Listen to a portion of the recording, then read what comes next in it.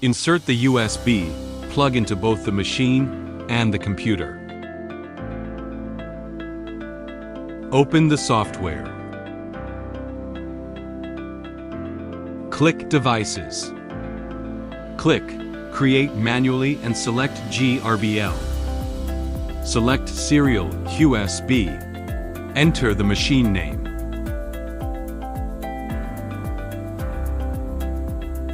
Set the engraving area. The setup is now complete.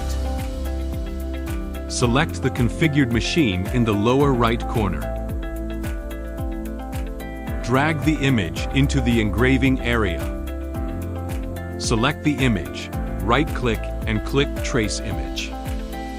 Click Parameter Settings. Change line to fill. Set the engraving parameters.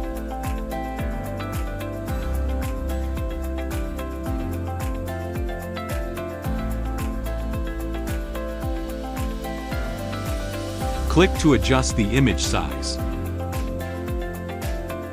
Click the bottom frame icon to preview the engraving area.